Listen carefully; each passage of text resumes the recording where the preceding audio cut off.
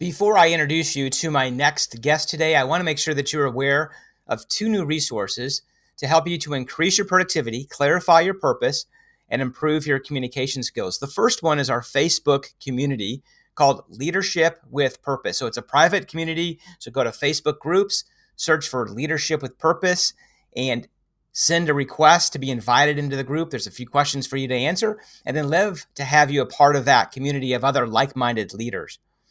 Our team is really excited about launching the Next Level Coaching Roadmap. It's a group coaching format, so highly recommend that you check that out and to get your questions answered. If you're a leader that's experiencing any of the following, this is definitely a group format that's going to help you break through to your next level within leadership and your career. So if you have any fear about moving to the next level in your leadership career, this is a group that you'll want to connect with.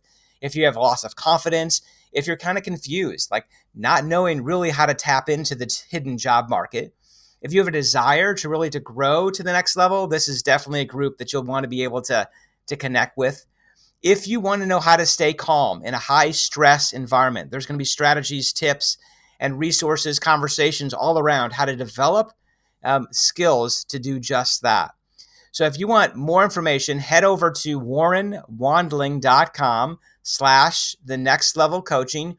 And in there on that page, you'll notice more information about the coaching roadmap, but also there's a link for you to schedule a phone call with me so we can help really figure out if this is the right fit to helping you take your career to the next level. Again, that's warrenwandling.com/the next level coaching. Well, welcome back to another episode of How to Become an Obstacle Buster. I'm your host, Warren Wandling, the show that's dedicated helping leaders and entrepreneurs to overcome their obstacles, build resilience, and achieve success. And I have an exciting guest with us to do just that with us today, Zack Boothe. Welcome to the show, Zack. Thanks for having me. Yeah, I'm really looking forward to our conversation.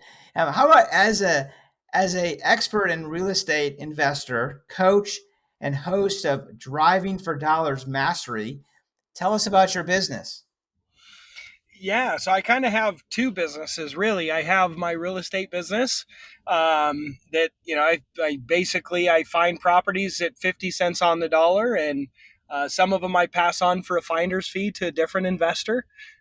And some of them I cherry pick for rentals. Some of them I flip myself, but that's my core business. It's what's created real financial freedom. And then I also I guess would be kind of a consultant, I guess is my other business. I coach and teach people how to get started in this, which includes, a ton of social media and a podcast and a YouTube channel and Instagram and TikToks and all the good stuff. And so kind of two different businesses, separate employees, separate bookkeeping, separate CRMs.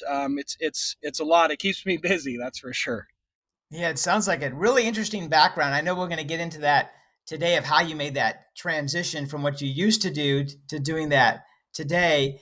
But I really am curious, what is the greatest obstacle that your clients encounter? I think the biggest obstacle that any client of mine, that's wanting to get started in real estate, or even any entrepreneur in general, and even myself in the beginning, was having that belief that we can do it. That personal belief and confidence that we're capable, that we're enough, that yes, there's risk, but we're going to overcome that risk because we're capable. Because if you don't have that belief, you're never going to give a massive amount of action. You're never going to burn the boats and jump on the beach and go for it.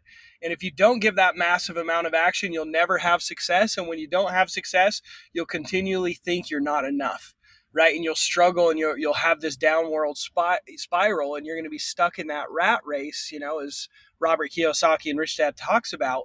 Is, not having that belief is such a detriment, and it really hurts people. It's a limiting belief. It requires a massive amount of work. It requires some intelligence, but I don't think it requires as much as most people think. Yeah, so I love that you dropped that negative truth of limiting beliefs and also not feeling good enough or not valued enough to be able to do the business. What strategies have you used to help develop your belief to make that change? Well, I took action was the first thing. So I started my first business when I was 17.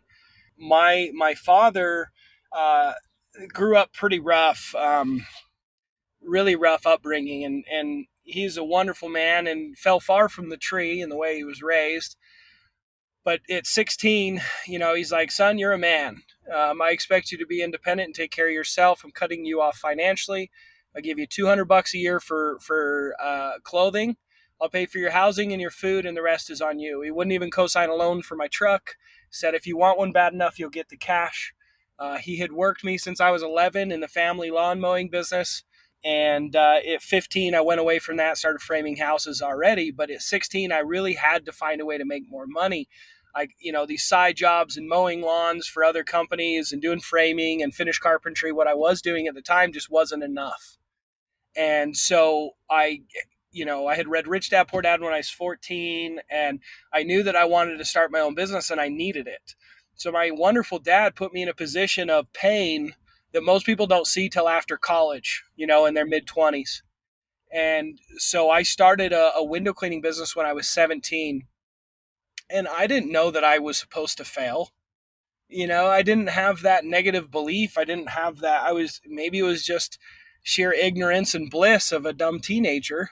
Um, but I started taking action and I had no idea what I was doing. I looked up in the yellow pages and called a window cleaning company and said, hey, my dad wants a bid. How much do you guys charge? And that's how I figured out how to bid, and I had no idea how to wash windows. There actually wasn't even window cleaning videos or YouTube videos on how to clean windows. I actually created a bunch to train staff eventually. Now I have, one of them has like 7 or 10 million views or something like that on some of my tutorial videos from back in the day. So it was really hard to learn how. I kind of just taught myself. I went door to door from my parents' house and got my first clients. And I just kind of figured it out the hard way by making mistakes and doing it. But from the outside looking in, I was pretty successful. And ultimately, I kind of was for a dumb kid. I bought my truck cash and I had well over $10,000 in savings at 18 years old. I was doing pretty good for myself. And I think that, taking action and getting some results in the beginning kind of made me think, hey, like if I could do this, what else could I do? But I think that most people have this limiting belief and this fear that they can do it, and so they never try. Like they never really try.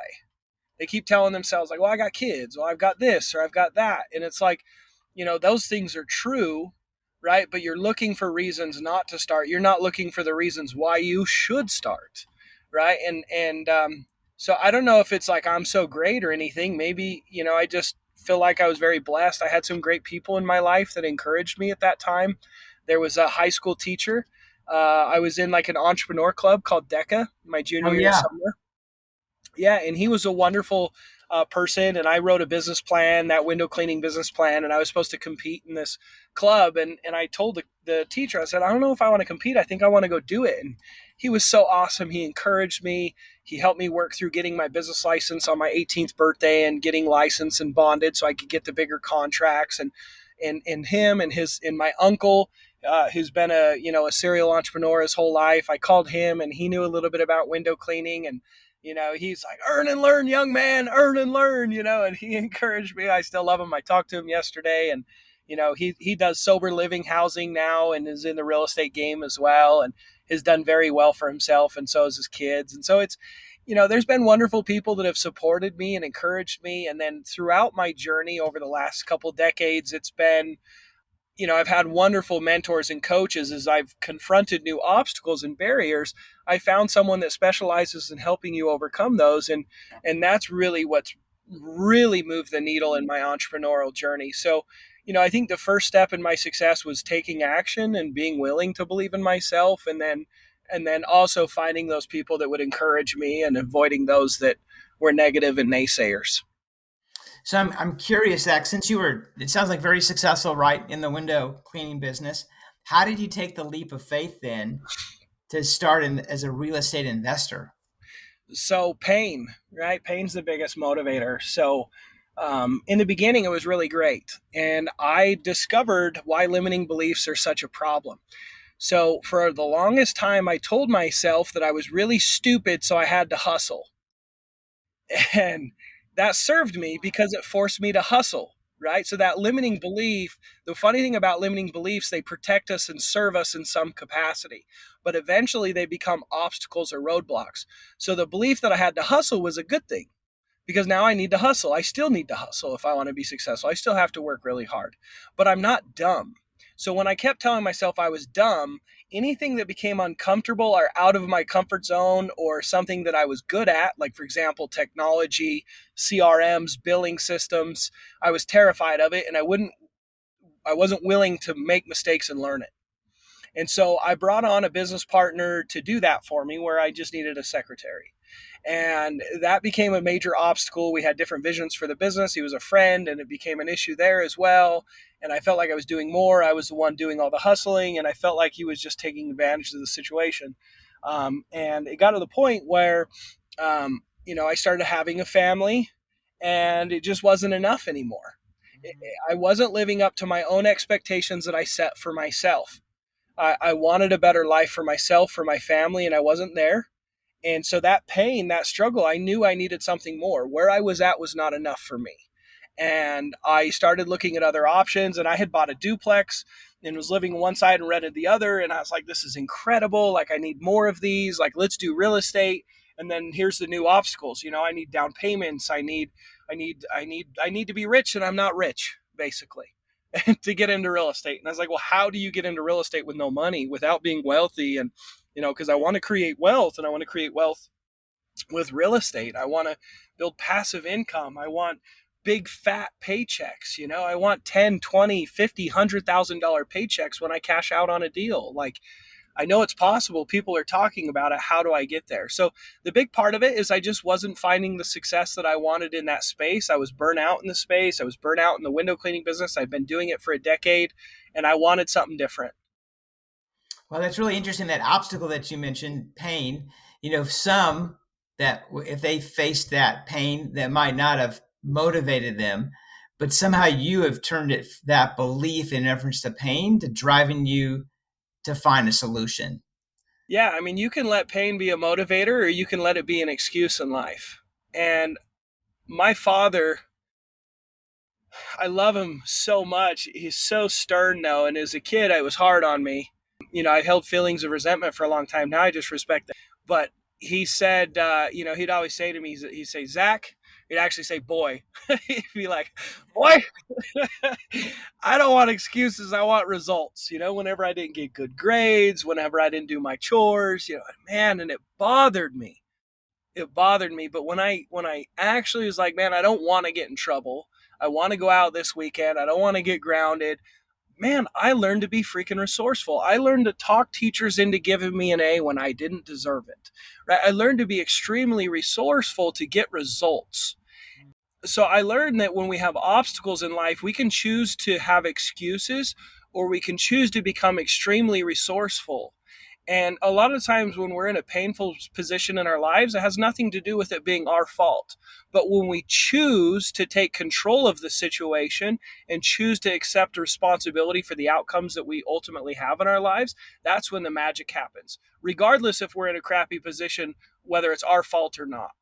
Right? If we have a bad spouse, a bad relationship, we're single parents, we have horrible things, health issues. None of those things are our faults. For the most part, they're not. But it's up to us to go, no, I want more out of life, and I'm going to find a way to get it. That's when magic happens, right? And it's hard to do that. It's not easy, and there's definitely been plenty of moments in my life that I've sat down on my butt and cried and felt sorry for myself many, many, many times. And ultimately, though, we eventually have to pull ourselves out of that and say, how do I change it? Not, I can't change it because. Yeah, that's some great insight. That's really some great insight. And some of the key takeaways. First, if you took action, you got a coach to be able to work through those limiting beliefs. And then you continue to figure it out in reference to the right beliefs to help drive the results. Yeah, and I want people to know, like, this isn't like me just discovering these things, right? I needed help too. Like, Tony Robbins helped me with those limiting beliefs. He's such an inspiration to me, and he's changed so much of the way I think and how I process things, and letting go of things that I limiting beliefs and also resentments and things that caused me pain and didn't lift me up. And but then I've had other coaches like Tom Kroll and others that have taught me step by step on how to do real estate and how to actually take all this energy and desire and turn it into results. And so, it's been books and podcasts just like this one, and incredible other people that have been through the same struggles that I had been through and shared the insights of how they got through it and what their mentors have taught them, right? All the things that, are going to lift us up and build us up, they've been taught a million times. It's just up to us to learn it. Right. So, what is the 40-day real estate challenge? Yeah. So I actually did that because I wanted to give people a belief. Right? Remember I said you asked me the main obstacle. The main obstacle is that belief that they can do it. Like, for example, if you're like, hey, you could go out tomorrow, right? And in the next 40 days, you could make, the average American income, you could make 40 grand. So I'm making that claim right now. And many of the audience is probably thinking like, oh, well, that's not possible because it's, that's not enough time. I don't have money to start. I don't know where to start. I don't know anything about real estate, right? All these beliefs of why they can't do it. And I wanted to change that. I wanted to give that gift of belief and confidence and faith that they can do it, right? That anyone can do this if they really want to. And the only way to do that is to show it, to see it in action, see it live. And so I created some free content, a day by day challenge that I documented and I allow everyone to see for free. What I did is I flew across the country. I went to somewhere I'd never been before. And why I did that is I didn't want the connections. I didn't want to have employees. I didn't want to have my name, my reputation, none of that. Right. Plus I only got $1,000 and only did $1,000 because, I couldn't have all that money and resources and credit and everything else to do these deals. And so I got $1,000 and the goal is to make the average American income in just 40 days. And it was basically just flipping real estate. And so the strategy is I was going to find properties at big fat discounts. Let's say it's worth 200 fixed up. I was going to try and find them for about 100. And then I was going to basically pass the opportunity on for what's called a wholesaling fee or a finder's fee, right? So I didn't have to buy the real estate. I didn't need the debt. In a matter of a couple days, I could find the deal and pass the deal on for tens of thousands of dollars. And that's what the challenge was, just this day by day, so you guys can follow along. And I gave you the action steps on what I did, so you guys can go duplicate exactly what I teach. Not only just watch it for entertainment and inspiration and belief, but exactly how I'm doing it. And so that's what that 40-day challenge is. I actually blew the goal completely out of the water. Felt super blessed, a super emotional experience. I prayed before I left. Sorry, I get emotional every time I talk about this because it was such a God moment in my life. I don't have a ton of those moments in my life, but I definitely have some. And I prayed. I said, God, I'm doing this for others. I want to give the same gift that I received, because I was washing windows for a wealthy gentleman. His name was Stan Nielsen. And I said, please put a Stan in my life during this challenge, because Stan gave me 2 properties at a huge discount. I made 6 figures off of them when I still washing windows. It's what gave me belief to step away ultimately from window cleaning, right? To quit cold turkey. And I said, I want to find someone like him, a successful investor that just has properties, doesn't want to deal with, to show people you can find properties at a discount in a wholesome way and you can have life-changing success. I was like, I want to give this gift away. And on day 4, I called the wrong phone number. Got a hold of the wrong person. He's like, honey, do we own that property? Blah, blah, blah. He didn't even know how many properties he owned. He owned so many, right?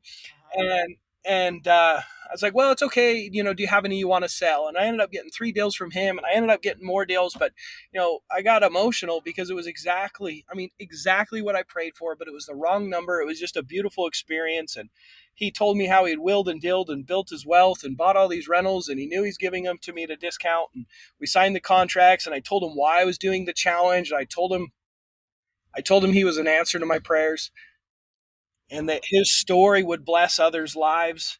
And he cried and told me he was dying of cancer. I didn't know that. And I had him on my podcast. He shared his story, and it was just, it's been really cool I've built wealth through real estate and I've had success, but over the last couple years, I've really transitioned into giving that gift to others as well, and living with a mission and a purpose beyond just making money. And I've just had some really special moments and life changing things. Like I got to marry one of my students this spring. I helped him fight for custody for his daughter. Just a weird, crazy situation. And he made like 50 grand in his first 3 months and has full custody. And I married him and his wife. And I watched him do his daddy daughter dance, at his wedding, and I was sobbing like a baby, you know, being able to watch it. So it's been pretty magical, honestly, to like see people's lives being changed from real estate, just like mine has, and that 40-day challenge is. I'm glad this isn't filmed because I got tears running down my face right now. I'm just glad that I discovered this, and the my journey's become what it has, because it's been more than just making money. It's been building lifelong relationships and helping other people, because money's not the most important thing in the world, but when you don't have it, it is. um, Right. and so when you allow people to alleviate that burden out of their lives, they can blossom and become the people they want to be, and being a part of that is pretty special. Well, you definitely can hear your passion, right, in reference to knowing to be able to help others break through those obstacles, the limiting beliefs, and then giving them a platform to be able to increase the new belief in themselves and an opportunity. So Yeah, it that's means the very world to good. me, dude. Like it's interesting because every other business I ever started, even starting wholesaling, um even washing windows, it was always like, oh, what's the fastest way to the dollar, right? How can I pay my bills? How can I have all me, me, me? And I literally started teaching and creating YouTube, and everything has been 100% to put money in other people's pockets. Like I started coaching kind of accidentally. I read a self help journal. It's called Living Your Best Year Ever. Oh yeah. And basically, you create three big goals for the year. The first 100 pages helps you create those three big goals, and it talks about who you have to be, who you have to become to accomplish those goals. It said you have to give away whatever you want to receive. And I wanted to make $1 million that year. I had made about a half a million the year before. I didn't know how the heck I was going to do more. I felt like I was lucky as to do the amount I did. I was pinching myself. My life had been changed. I had paid off all my debts. I had hundreds of thousands in savings. I never imagined that that could be my life. And so this goal was terrifying, right? But it said I had to give away what I want to receive. If I want love, I give love. If I want money, I give money. So I went to my wife and I said, honey, we got to give away $1 million. And she was like, you're crazy. And I said, I know we don't have it. I know, like, but this book says I have to do this. I have to give what I want to receive. And I explained it. She's like, okay, well, how do we do this? Are you serious? And I was like, yeah. And she's like, well, you're an amazing teacher. Why don't you just teach people what you did to make a half a million? Like, get a couple people and teach them. And I was like, oh, you're genius. And so that's what we did. I went to my coach that taught me how to do real estate, and I said, teach me how to coach. Teach me how to help 10 people. So the whole goal was just to put $1 million in 10 people's pockets. It's the only reason I started coaching, dude. And I found my purpose. I found my calling. I found something that was fulfilling. And ultimately, I've kind of built a side business off of this. But it's always been, and it'll always be about moving the needle in other people's lives, because it's so amazing. It really is. So that's kind of why, like, I do the pod. Like, I like to tell people this, not to be like, wow, Zach's such a good guy. You guys don't care about that. I share that just so you guys know that the content that I give you guys is really going to help you. It really works. This is really life changing. I don't want you to sign up for my coaching program. That's not what I'm trying to do. I want you to understand that this stuff is 100% to put money in your pockets. This stuff really does work. This stuff really has changed my lives, and tons of hundreds of others as well. So the reason I bring that up is so you guys know that it's authentically set up and structured to make you guys money, and it has been since the beginning. Yeah, from experience. It's not just book theory. You're actually teaching from your passion and experience. Yeah, I'm doing what I teach, and I teach what I do. My core business is what I'm teaching, and so it's all the content that I produce is what's actively being used to make me money. So let's say I know there's listeners that I know will want to get that link, and I know that you're going to share that here shortly. But in your opinion, what are the common mistakes to avoid when making your first real estate investment deal? Yeah. So um, I love wholesaling. So a lot of the times people, when they get in real estate, are like, oh, I want a rental, right? I want passive income. That's great. You should. That's the best, in my opinion, the best way to become wealthy is holding real estate, right? And others are like, oh, I want to do the HGTV stuff. I want to fix it up and flip it. Or I want to do a land development deals because there's huge paychecks at the end of that tunnel. True. All that stuff is true. But the problem is you're new.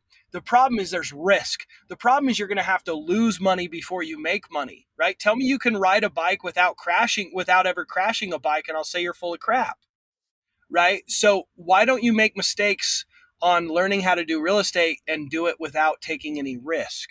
So I say the biggest mistake, and I did the same thing, is you do real estate investing and actually get debt, actually make investments. So the strategy of wholesaling is basically where you are in the business of finding properties at a really, really low price, lower than what they're worth, right? And you pass that opportunity on to another investor. There's got to be enough meat on the bone for that investor to make money. And you might think, well, I want all of it. Well, the thing is if you're creating opportunities for other investors and they're paying you for them, you know they're good deals. And if they don't pay you for them, you know they're bad deals. And the cool thing is those investors will educate you on why they're bad deals.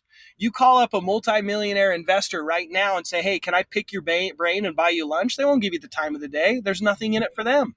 They don't need a free lunch. They're loaded. They need their time, right? But if they're going to get more big deals out of you, they're going to educate you on why it's a bad deal, why it's a good deal, so you can keep getting them good deals. So wholesaling's so awesome because you can put these properties under contract and then you sell that contract to your end buyer.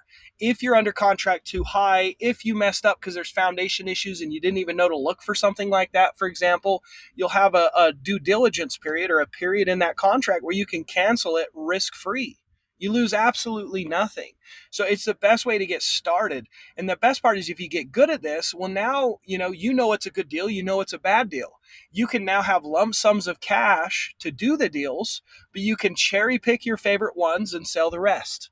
And that's what I'm doing, right? So you have a business that basically is a business that's surrounded creating, wealth building assets, right? It's like you're in the business of creating stocks at 50 cents on the dollar. Like it's really hard to lose when you do that. Wow, that's really interesting. So I'm curious then, what are laser known strategies to find that discounted property? Perfect. So everything I have around my coaching, my YouTube podcast is all titled Driving for Dollars Mastery. So there's lots of different ways to find them, right? Billboards, radio ads, PPC, getting online, doing Facebook ads. You could do, there's different lists that you can get with potentially motivated sellers, like the eviction list or the inherited land or inherited list, like the probate list, where you can get these. You can buy them from companies like PropStream. You can buy them from companies like ListSource. You can get them for free from public records, from like the county courthouse, the recorder's office, right, in your local cities and in counties. And you can do it that way. And I've done a lot of that. But ultimately, my favorite way and what I use on that 40-day challenge to make $93,000 in just 40 days using the strategy is I'm driving around and I look for ugly houses, right? It's known as driving for dollars. Driving for dollars mastery is my system, the way we systematically do this process. But we drive around, we find these ugly duckling houses, right? We find the worst of the worst houses in these areas and basically reach out and see if they want to sell. So I have a system that I can do it quickly and very efficiently to get their phone numbers, mailing address, property address, just by driving around the neighborhoods. And so once I get the list of people that potentially want to sell, I call and reach out to them. The reason this is so successful is no one has that same list. You can go buy the same exact list. Now you're competing with all the big dogs. You don't have money to compete with them, right? I still don't have money. I have a guy in my market, Jason Lewis, who spends over $100,000 a month on his marketing. It's freaking nuts, right? So unless you have $100,000 a month, you don't do that. Like you'll never compete. So with driving for dollars, you're finding people that is not on anyone else's marketing list. You're creating it yourself. You're only spending money on properties that most likely want an investor when they do sell. right? Because we're not trying to convince anybody to sell at a discount. That would be unwholesome. That would be unethical. That's not cool, right? We're trying to find someone that's like, no, it's been a rental. I don't want to deal with it. And you say, well, why don't you just list it with an agent? You might get more. And they're like, well, the agent wants me to clean it out. I don't want to deal with it. I want it to be done. I just done. Right? It's like, okay, well, I can make you a cash offer, but it's going to be potentially less. Is that what you want? But we can be done quickly. I'll buy it with everything in place. Is that what you want? And they're like, yeah, that's what I want. So that's the kind of person we're looking for. And not all sellers are that way, a very few percentage. So the reason that happens is because the property's a thorn in their side. It's a problem, whether they have it, they inherited it and they got problematic siblings or problematic uh, tenants and they're just tired of being landlords, etc. Right? And so when that's usually the case, the house has physical signs of neglect because they don't want to go, mow the lawn and fix the peeling paint, and they just don't care. They don't want to be there. And so when we identify those houses, those are the highest chance of finding someone that wants speed and convenience over price. So that's what we do. It's called driving for dollars. And, my systematic way that I do it makes it extremely profitable and extremely successful. Wow, that's fascinating. So I believe that success leaves clues, and one of those clues, Zach, is the books that leaders read. What are some of the top books that have influenced you in your business? Um, Quite a few. I read a lot. The best part is there's great books that are so niche down to unique problems that you have. Um, so different books have meant different things to me at different times, right? Like I just recently had a cash flow issue with my businesses and read Profits First, right? And put together some basically accounting strategies to get as much out of my businesses and actually pull profits and deal with my cash flow issues. And so, constantly reading has been super valuable. But as far as like mindset books and books that have moved the needle ultimately that I could suggest, a great one is Seven Habits of Highly Effective People by Stephen Yeah, Covey. yeah, great book. I absolutely love that one. A lot of different principles in there I use and have been an every day or at least once a week part of my life ever since I read that book years ago. Another great one is Rich Dad Poor Dad.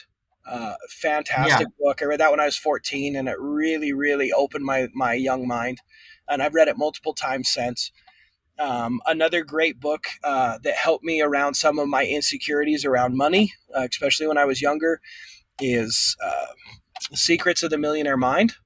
That was a really good one for me. I was raised very religious and I still have a massive belief in God, as I mentioned, but like I I definitely had some personal turmoil with the particular faith that I was raised in, and but the whole concept that money's bad, and money is going to make you into a person that you're not proud of, that scared me, and so that book really helped me with that. And let's see, what are some other major ones? I'll leave you with those. and if our listeners don't have those on in their bookshelf or on Audible, those you should definitely want to make sure you add those to your list. So, what does the future hold for you? Are you working on any special projects, or are you just focused on the 40-day real estate challenge?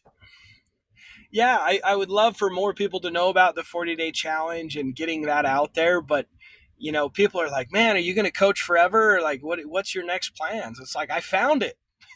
If I've been chasing it for decades now, like, what am I going to do? What fulfills me? Because, real estate was making money and window cleaning was making money. But, coaching and consulting has been something that's fulfilled me. Another book, 21 Irrefutable Laws of Leadership. Oh my goodness. Yeah, by John C. Maxwell. Yeah, freaking amazing book. I read that book like every other month. So in there, one of the principles, one of the laws, he talks about it's amazing to create followers and uplift followers, right? But how much more powerful is it to empower leaders, right? And entrepreneurs and people that provide work for other people, right? And like, so to me, like, that's what I want to do. I want to make a massive impact. I want to be a leader, but I want to be a leader of people that are really going to change the world. And I know that's entrepreneurs.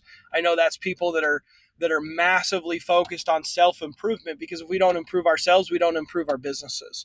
And like, those are the people I want to be associated with and I want to help. And so, Will I always teach and consult around real estate? Probably, but I'll probably do other things as well. I bought back that old YouTube channel from the company I sold, the window cleaning company. And, I would love to sponsor and have a young kid that's like teaches people how to make $100,000 a year washing windows and teach him how to consult and coach. And, I have all these things that I'd like to do, but it all evolves around empowering entrepreneurs for sure. Yeah, that's awesome. So I know our listeners would love to be able to connect with you, Zack. What is the best way for them to be able to reach out? Well, definitely check out the 40-day challenge. It's dfdchallenge.com. So that's like a quick link where you guys get full access to it. You can catch it on my YouTube channel as well. But if you guys want to reach out to me directly and say hi, I'm super active on Instagram. You could DM me via Instagram or even Facebook.